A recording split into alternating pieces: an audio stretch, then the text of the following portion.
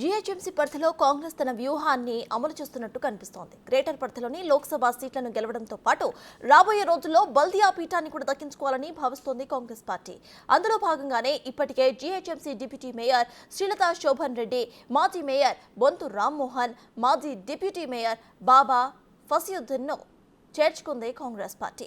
ఈ క్రమంలోనే ఖైరతాబాద్ ఎమ్మెల్యే దానం నాగేందర్ కూడా హస్తం గూటికి చేరి సికింద్రాబాద్ పార్లమెంటు బరిలో నిలబోతున్నారు. తాజాగా నగర మేయర్ బీఆర్ఎస్ పార్టీ కీలక నేత కె కేశవరావు కుమార్తె గద్వాల్ విజయలక్ష్మి చేరిక కూడా దాదాపుగా కన్ఫర్మ్ అయిపోయినట్టు తెలుస్తోంది. ఆమె త్వరలోనే కాంగ్రెస్ గూటికి చేరతారని టాక్ వినిపిస్తోంది.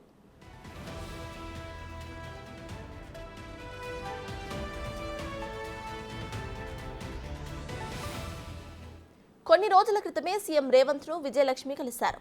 ఈ క్రమంలోనే కాంగ్రెస్ పార్టీ రాష్ట్ర వ్యవహారాల ఇన్ఛార్జి దీపాదాస్ మున్షితో పాటు ముఖ్యమంత్రి సలహాదారు వేం నరేందర్ రెడ్డి నిన్న కె కేశవరావు నివాసంలో విజయలక్ష్మితో భేటీ అయ్యారు. ఇక కాంగ్రెస్ పార్టీలో చేరికపై విజయలక్ష్మి మీడియాకు క్లారిటీ ఇస్తూ కాంగ్రెస్ పార్టీలోకి రావాలని దీపదాస్ మున్షి ఆహ్వానించారని తెలిపారు.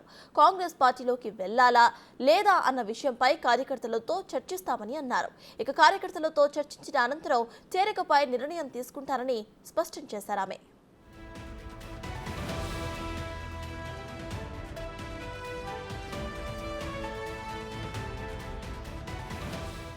గ్రేటర్ హైదరాబాద్ పరిధిలో ఎమ్మెల్యేలు, కార్పొరేటర్స్ పరంగా బీఆర్ఎస్ బలంగా ఉందని చెప్పాలి.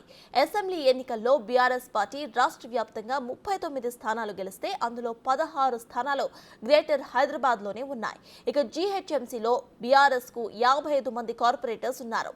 ఎంఐఎం కు 44 మంది కార్పొరేటర్స్ ఉంటే అందులో 2 ఎమ్మెల్యేలుగా ఎన్నికయ్యారు. బీజేపీకి 48, కాంగ్రెస్ కు 3 కార్పొరేటర్స్ ఉన్నారు. ఇక బీఆర్ఎస్ కు ఉన్న 55 మంది కార్పొరేటర్స్ లో 13 మంది ఇప్పటికే హస్తం గూటికి చేరిపోయారు.